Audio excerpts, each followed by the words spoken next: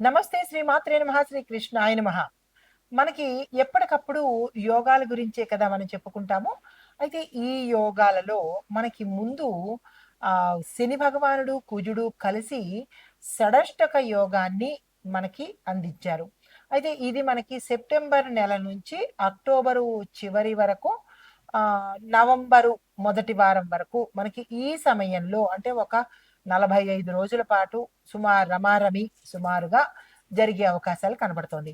అయితే తర్వాత ఈ అక్టోబర్ చివరి వారం నుంచి ఆహ్, మళ్ళా మనకి యోగాలు రాబోతున్నాయి. అందులో ప్రప్రథమంగా నవంబర్ 11న గురువు కర్కాటక రాశిలో తిరోగమన దిశలో సంచారం చేస్తున్నాడు.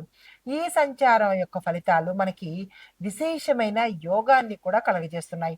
అయితే ఈ యోగాలు ఎలా ఉండబోతోందంటే, అంటే జూపిటరు రెట్రోగ్రేడ్ అయితూ క్యాన్సర్‌లో అతను స్థిరంగా ఉండే అవకాశము. అనగా తెలుగులో చెప్పాలంటే కర్కాటక రాశిలో తిరోగమనం చెందుతున్నాడు. అక్కడ స్థిరంగా ఉండబోతున్నాడు. అయితే దీనివల్ల మనకి ఎటువంటి దేశ కాలమాన పరిస్థితుల్లో సామాజిక వ్యవస్థ, నా న్యాయ వ్యవస్థ, ఆర్థిక వ్యవస్థ ఇలాగా దేశానికి సంబంధించి ఎలా ఉండబోతోంది. దాంతో పాటుగా మేషాది ద్వాదశ రాశుల వారికి ఈ యొక్క ఫలితాలు ఎలా ఉండబోతున్నాయి అనే అంశంలో ముందుగా మనము దేశ కాలమాన పరిస్థితులను బట్టి ఎలా ఉండబోతోంది అనే అంశం చూద్దాము. అయితే ఈ గురు కర్కాటక రాశిలో తిరోగమన దశలో సంచారం చేస్తూ ఉండడం వల్ల మనము మంచి యోగాలు కలుగుతాయనుకున్నాం కదా! ఆ మంచి యోగాలు జాతీయ స్థాయిలో ఎలాంటి ప్రభావాలను చూపిస్తున్నది? అనగా విద్య, జ్ఞానము, ఆధ్యాత్మికము, దేశ కాలమాన పరిస్థితుల్లో న్యాయ వ్యవస్థ, ఆర్థిక వ్యవస్థ, సామాజికంగాను ఎలా ఉండబోతోంది అనే అంశాల్లో ఒక్కొక్క అంశాన్ని మనం పరిశీలన చేద్దాము. ముందుగా విద్య, జ్ఞానము, ఆధ్యాత్మిక ఈ అంశాలలో గురువు జ్ఞానానికి ప్రతీక కాబట్టి తిరోగమనం వల్ల అంటే మంచిగా వెళ్తుంటే జ్ఞానానికి ప్రతీక. మరి తిరోగమనంలో వెనక్కి వెడుతున్నాడు గదా! వెనక్కి వెళ్తున్నప్పుడు పాఠశాలలు, విశ్వవిద్యాలయాలు అంటే స్కూల్సు, కాలేజెసు, యూనివర్సిటీస్‌లో పాలిసీల్లో మార్పులు జరిగే అవకాశం కనబడుతోంది. కొత్తగా చేరడం కానీ, ఏదైనా పాలిసీ కొత్తగా ఏర్పడడం కానీ, అంటే తయారు చేయడం కానీ, లేదా ఉన్న పాలిసీలని అటు ఇటు అమెండ్మెంట్ చేసి కొత్తగా తయారు చేయడం కానీ, ఇలా ఏదో ఒక అంశంలో మనకి మార్పులు, చేర్పులు జరిగే అవకాశం కనబడుతోంది. విద్యార్థులకు కూడా అవకాశాలు ఆలస్యం అయ్యేటట్టుగా గోచరిస్తోంది. అయితే న్యాయ వ్యవస్థ ఎలా ఉంటుందంటే కనుక కోర్టు తీర్పులు ఏవైనా ఉంటే అవి వాయిదా పడ్డం కానీ, లేదా పెద్ద పెద్ద కేసులు, తీర్పులు కొంత లేట్ అవ్వడం కానీ, ఇలాంటివేవో న్యాయపరంగా జరిగే అవకాశాలు ఎక్కువ కనబడుతున్నాయి.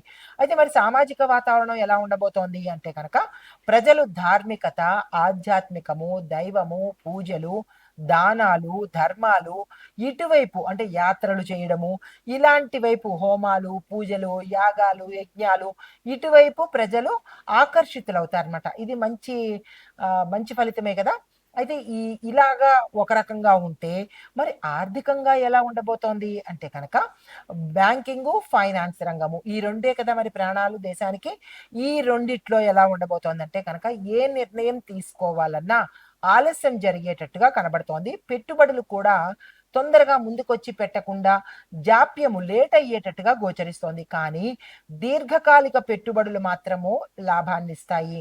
తర్వాత బంగారం ధరలు, వెండి ధరలు ఎలా ఉంటున్నాయంటే కనుక నవంబర్ నెలలో గురువు బంగారానికి సంబంధించిన వాడు కాబట్టి అందులోనూ తిరోగమనంలో వెనక్కి వైపు వెళ్తున్నాడు కాబట్టి బంగారం ధరలు ఇంకా పెరిగే అవకాశం కనబడుతోంది. అంటే సామాన్య ప్రజలకు ఇది ఒక చంద్రగ్రహం అనమాట. ఒక అంగారక గ్రహం అనమాట. ఊరికే చూడడమే పైకి తల పైకెత్తి చూడడమే తప్ప దాన్ని అందుకునే స్థితిలో అయితే పేదవాడు, మధ్యతరగతి వాళ్ళు అందుకునే స్థాయిలో అయితే ఎక్కడా లేనట్టుగా ఎక్కడో చుక్కల్లో చంద్రుడిలాగా కనబడే అవకాశాలు ఎక్కువ కనబడుతున్నాయి. అది ఉన్నతమైన హై ప్రొఫైల్ ఉన్నవాళ్ళు, కుబేరుల్లాంటి వాళ్ళు మాత్రమే బంగారాలతో విగ్రహాలు చేయించుకోవడం, బంగారాలు అటు ఇటు మార్చుకోవడం, బంగారాన్ని ఒక రకమైన కీ చైన్ లాగా వాడుకునే స్థాయి వాళ్ళకు మాత్రమే ఉంటుంది కాబట్టి, వాళ్ళకి మాత్రమే ఇవి లాభాలనమాట. మిగతా వాళ్ళందరికీ ఆకాశంలో చుక్క దర్శనమే. అయితే ఐటీ సాఫ్ట్‌వేర్ రంగాలు ఎలా ఉండబోతున్నాయంటే కనుక, ఒప్పందాలు మాత్రము ఆలస్యమవుతాయి. కానీ ఇన్నోవేటివ్ ప్రాజెక్ట్స్, కొత్త కొత్త ప్రాజెక్ట్స్, స్టార్టప్ కంపెనీలు ఇలాంటివి పుట్టుకొచ్చే అవకాశాలు కనబడుతోంది. వాటితో అంత పెద్ద లాభాలైతే గోచరించవు.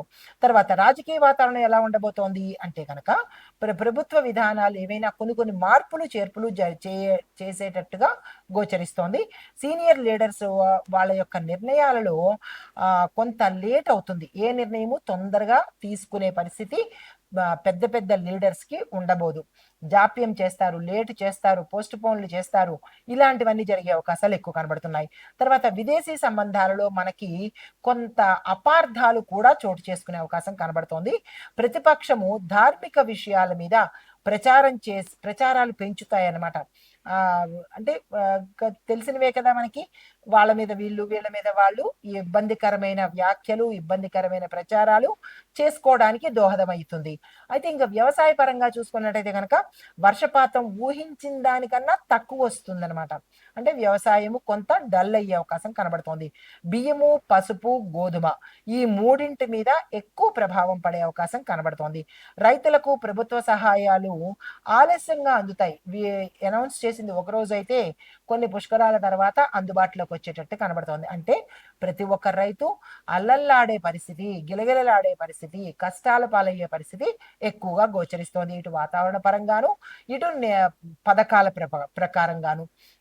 అయితే మరి రాబోయే పంటలకి ఎలా ఉంటుందయ్యా పరిస్థితి అంటే కనుక సానుకూలమైన నిర్ణయాలు వస్తాయి, కానీ లేట్ అయ్యే అవకాశం కనబడుతోంది. ప్రతి ఒక్క రైతు, ప్రతి ఒక్క వ్యవసాయదారుడు కొంత నిగ్రహాన్ని, ఓర్పుని పాటించే ప్రయత్నం చేసుకోండి.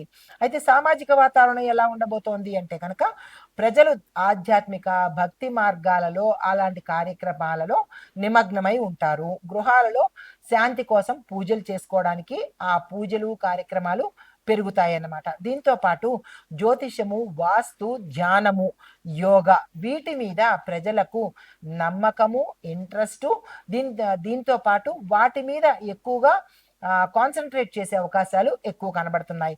అయితే మరి సామూహికంగా తదుపరి రాశి కన్యా రాశి. ఈ రాశి వారికి గ్రహస్థితులు గురువు 11వ స్థానంలో సంచారం చేస్తున్నాడు.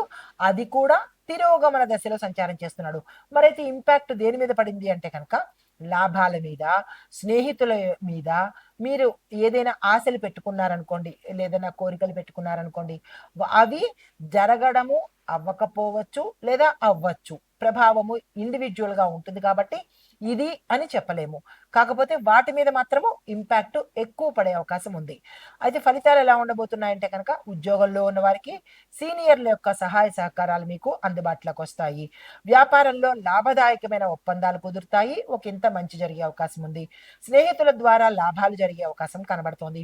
అయితే మీకు చెప్పదగిన పరిహారాలతో పాటు ఆరోగ్యంలో కూడా కొంత డిస్టర్బెన్సెస్ వచ్చే అవకాశం ఉంది. ఈ విషయంలో జాగ్రత్తలు తీసుకోండి.